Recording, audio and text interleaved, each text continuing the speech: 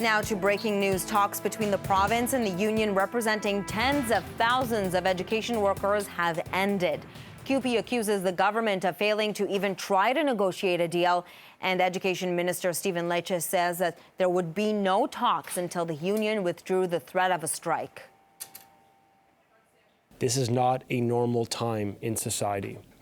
Kids are in a different place. This is not the 90s under the Ray government when there were local strikes, or the Harris government, or the McGuinty government when there were strikes there too. This is a different time.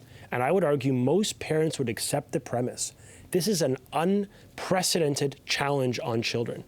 And they're seeing the regression in their children's social, emotional, physical, and mental health. And on that basis, we feel strongly that we must do everything available to government to give a voice to children. Meanwhile, the opposition weighed in on the end of the negotiations.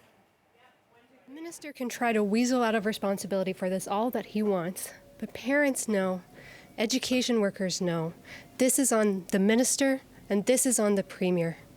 The government had so many other options. They have spent months drafting this legislation instead of negotiating a fair deal at the table. They refused to come to the table this week, displaying a fundamental misunderstanding of how labor relations work.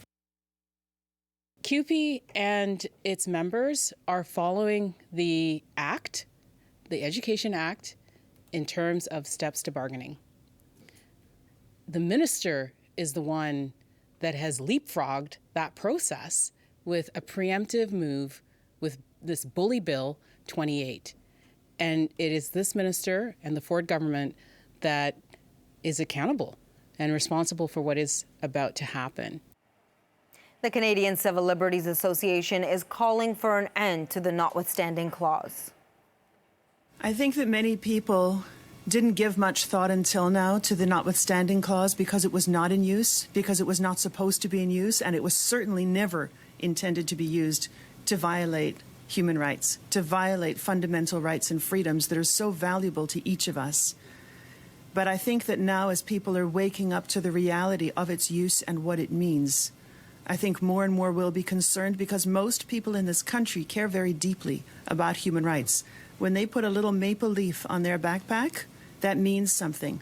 And that something includes decency, it includes equality, it includes freedoms.